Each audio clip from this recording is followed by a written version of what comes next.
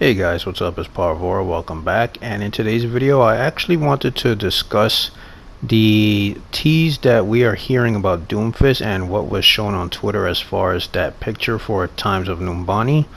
Now, as you can see, this is obviously a maximum security door for Helix Securities. And as you can see, obviously this is more than likely the maximum security cell that held none other than the legendary Doomfist.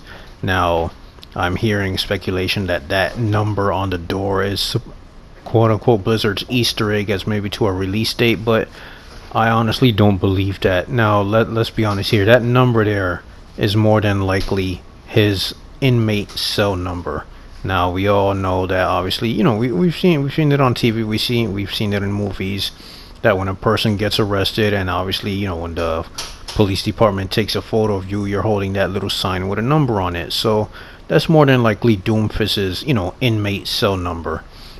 But putting that aside, obviously you can see that that cell is highly, made of strong steel and stuff. So, but as we see in the story, obviously, the story went that an unidentified aircraft showed up from Talon, and radar couldn't scan any life forms inside. So more than likely it was Reaper.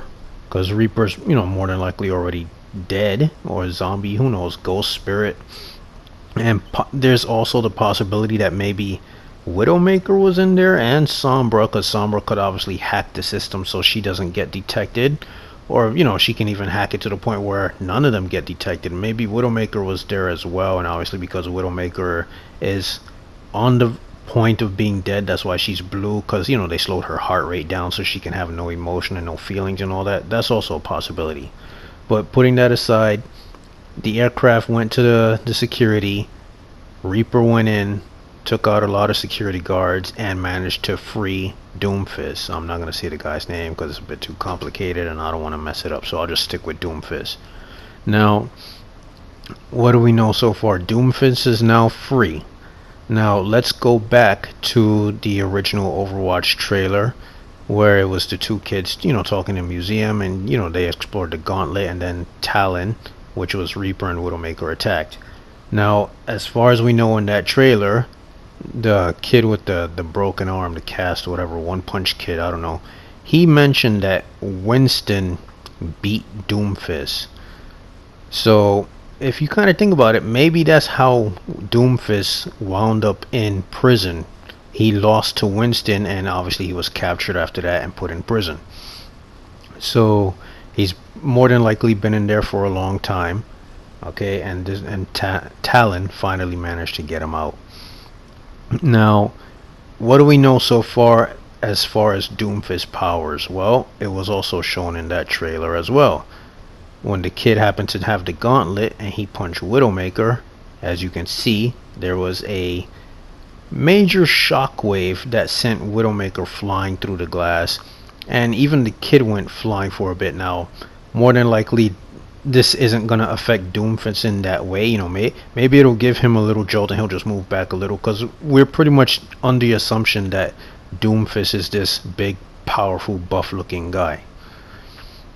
Okay, so he may not fly back at all, but it's a shockwave that's going to send everyone scatter. It's going to scatter people.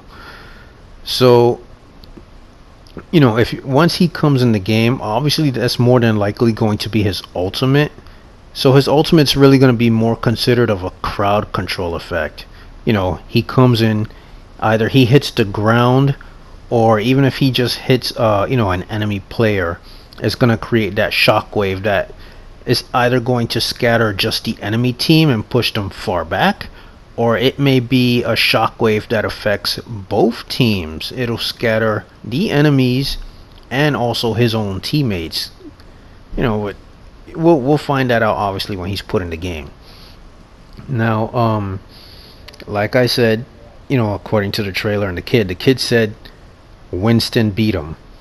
Now, could this possibly be an Easter egg from Blizzard? Because if you think about it, in the Overwatch short infiltration, when they revealed Sombra, okay, towards the end, well, at the very end actually, they showed Zarya And apparently Zarya may have some beef with Sombra. Maybe they know each other to some extent. If you kind of think about it, in the gameplay, you know, Zarya kind of if when one team has Zarya and the other team has Sombra, Sombra can pretty much kind of counter Zarya as far as hacking her for her bubbles and all that. But at the same time, could this be an Easter egg from Blizzard that Winston and Doomfist could actually work well together on the same team? Because if you even think about that, Sombra and Zarya work really well on the same team, okay? When Zarya does her ultimate graviton, and obviously, the whole enemy team gets sucked in, or whatever enemies happen to be there, they get sucked into the graviton. What's the first thing that happens? If it happens to be like Reinhardt, D.Va and stuff, shields go up.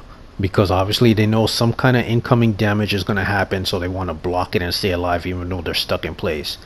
And Sombra does an EMP, which pretty much destroys all those defenses so that they can get blown up by Pharah or, a D.Va bomb, whatever. So what if, even though Winston beat Doomfist according to the trailer, maybe Doomfist and Winston actually work well together as a team? That is a very strong possibility. Doomfist can obviously do his ultimate to scatter the enemies, and then Reinhardt, Winston can do his primal rage and obviously go, chasing down the enemies that got scattered and push them away even further, which obviously help the team escort the payload even more, or capture an objective. It's a very good tactic that would work in Overwatch once Doomfist is released, but we'll find that out. Now, another thing that I'm kind of wondering is, because Doomfist's ultimate more than likely is going to be crowd control to scatter everybody, will Orisa be affected by this? Now remember, Orisa does have the ability Fortify, so she can get pretty much stay in place and even walk out of ultimates. When Zarya does her graviton and Orisa gets sucked in, Orisa, all she has to do is fortify herself and she can literally walk out. She can do the same thing to Mei's ultimate. Mei's freezing everybody, Orisa fortifies herself and walks out without being frozen. So we'll have to see how Orisa plays into that. Now another thing I wanted to talk about is, we all know the attack that happened at the Numbani airport. Now obviously I'm hearing that the aircraft landed in how do I say this? The aircraft went to Numbani because Doomfist obviously needs his gauntlet. Now let's just say the aircraft landed at the airport. I honestly don't think Doomfist went in, caused all that destruction, and then got his gauntlet. Now keep this in mind, Doomfist is obviously playing the role of an African, more than likely Nigerian from what I'm hearing.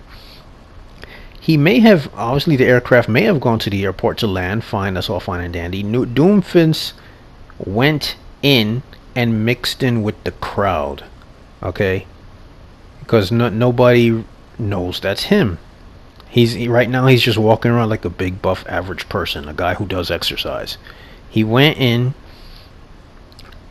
for the gauntlet first, because I don't honestly think Doomfist can create all that destruction at the airport without his gauntlet. There's no way. Not against like so many OR-15s. He needed that gauntlet to pull it off. So he went in all normal, okay?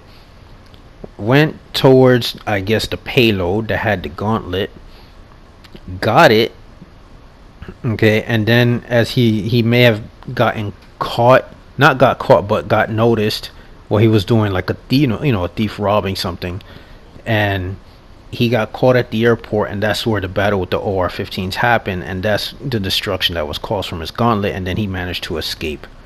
So I'm honestly thinking that more than likely he's going to be revealed real soon. I did mention in a video quite a while back that I'm hoping that Blizzard just drops him in the game, because if you think about it, Doomfist is nothing but chaos. It kind of defeats the purpose of building up so much hype and then having us wait till BlizzCon and having people test him out, for a good couple of days, have a feel, bring gameplay, because then he's just gonna feel, he's not going to feel as chaotic, you know. I honestly believe that he should be a surprise hero that was just thrown in the game to create chaos. That's what I'm hoping for. I'm hoping he actually shows up in the PTR next week. I obviously play on console, I play on PS4, so it's not like I could bring you guys gameplay until he actually is, released on console. But even then, when he's released on console, I'm more than likely gonna have to wait a few days, because you know how it is when a new hero shows up. Whoever clicks on him first is obviously gonna be stuck with him, and I don't want to bring gameplay of 6v6 no limits and then everyone's just taking Doomfist. I actually want to see how Doomfist plays out in a normal 6 versus 6 quick play match where you can only select him once, and then there's other heroes in the mix as well. So that's pretty much my thought process, in these images that I wanted to show you guys of what's been going on so far. And hopefully we get to see Doomfist really soon, along with maybe an animated short of what happened, along with his reveal. But I just hope he's just thrown into the game. I don't want to wait for BlizzCon and and all that stuff, because he's chaos. Well, he represents chaos. I think I truly believe he should just be put in the game to create chaos and let everyone just figure him out really quick. Try to build a team comp with him and see how crazy the game gets. But hey, let's see what happens. But other than that, that's pretty much about it. Hopefully you guys enjoyed this video. If you did, don't forget to hit that like button, subscribe. I appreciate all the support, and I'll see you on the next one. Take care.